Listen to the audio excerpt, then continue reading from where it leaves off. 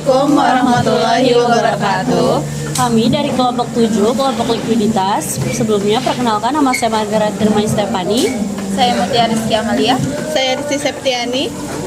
Jadi di sini profil usaha yang kami ambil yaitu usaha kecil menengah ke bawah, yaitu UMKM.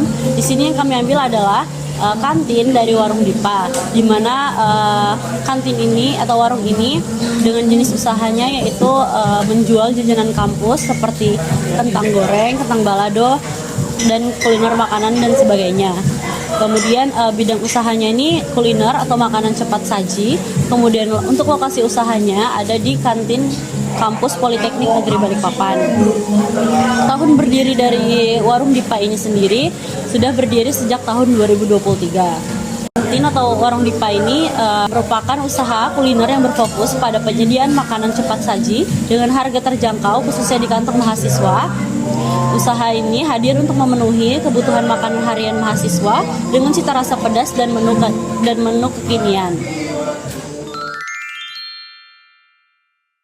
Baik, untuk produk yang dijual terdiri dari ayam geprek ganja, asap ayam kampus, ayam stik, ayam lava, mie jebel, kebab, kentang bumbu, tahu balado, nasi goreng kampung, dan pisang coklat keju.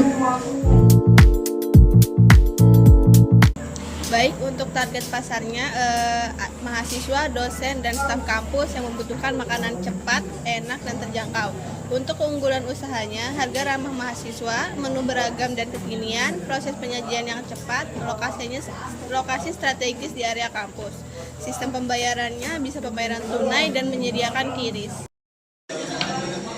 Assalamualaikum warahmatullahi wabarakatuh. Perkenalkan, nama saya Mutia Rizky Amalia dari perwakilan kelompok likuiditas. Saya di sini bersama dengan Ibu Siti. Baik Ibu, saya di sini akan mewawancarai sedikit UMKM Ibu dengan pertanyaan. Ada 10 pertanyaan. Yang pertama yaitu sejak kapan UMKM berdiri? Kalau saya di sini itu sejak 2023. Awalnya di tempat lama ya. Kalau yang untuk tempat baru ini baru awal tahun 2025. Baik, untuk pertanyaan selanjutnya, apa tantangan terbesar dalam operasional harian yang dibawa? Kalau harian tuh kita kadang nggak tahu untuk masa istirahat ya, waktu istirahat. Jadi kadang kita udah nyiapin ternyata tiba-tiba istirahat, anak-anak nyerbu gitu. Itu yang bikin kita kelabakan.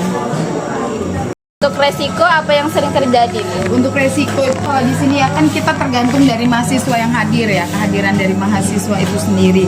Kalau misalnya kadang kita nggak tahu untuk apakah hari ini rame atau enggak, jadi kita sediain bahan sekian, ternyata mahasiswanya yang tidak masuk banyak, kayak gitu. Resikonya tergantung dari kehadiran mahasiswa itu sendiri. Baik, untuk resiko finansial apa yang sering dialami pada usaha itu? Ya terkait dari pertanyaan yang sebelumnya.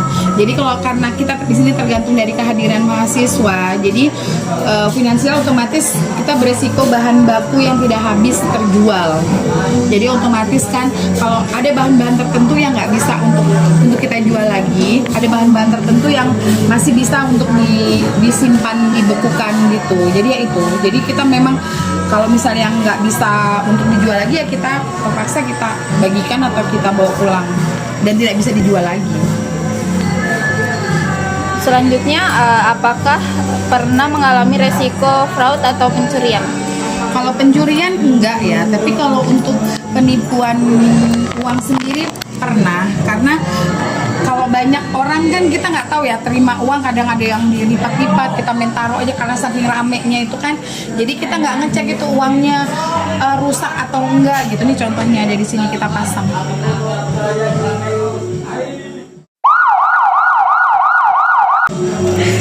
Apakah ada SOP keamanan barang atau karyawan? Of course, kalau resiko keamanan sih untuk saya pribadi saya udah antisipasi ya, soal basicnya aja. Saya sediakan fire stop atau bahasa kerennya itu APAR. Di sini jadi kalau misalnya ada kejadian luar biasa kita bisa ambil, kita bisa langsung untuk semprot untuk sisi keamanannya itu, karena kan kita masak-masak ya berhubungan dengan api. Terus bagaimana strategi UMKM ketika penjualan menurun? Ya otomatis kita ibaratnya membatasi stok lah, mengurangi stok bahan baku kita kurangin, jadi supaya tidak ada resiko untuk tidak habis gitu. Untuk resiko supply apa yang pernah dialami? Kalau supply untuk saya pribadi nggak ada, karena saya sendiri yang belanja ke pasar gitu. Jadi untuk penundaan atau segala macamnya sih nggak ada resiko. Bagaimana pengelolaan keuangan atau kas pengeluaran pada usaha? Kalau pengelola keuangan itu saya biasakan untuk membedakan modal sama, jadi saya keluarkan modalnya berapa untuk hari itu. Jadi kita tahu ini keuntungan untuk hari ini berapa gitu. Jadi langsung dikeluarkan ya untuk modal selanjutnya. Untuk resiko teknologi pembayaran digital yang pernah terjadi? Untuk digital untuk saat ini sih masih belum ada ya. Kita di sini menggunakan kris, terus juga tunai. Jadi kalau misalnya ada gangguan dari kris sendiri ya kita minta tunai. Jadi ada ini backingnya gitu loh. Jadi nggak harus digital terus. Baik, Ibu Siti, terima kasih atas kesempatan waktunya. Saya diperbolehkan wawancara di sini. Semoga usahanya semakin sukses dan maju. Terima kasih. Baik, itu saja. Wassalamualaikum warahmatullahi wabarakatuh. Waalaikumsalam warahmatullahi wabarakatuh.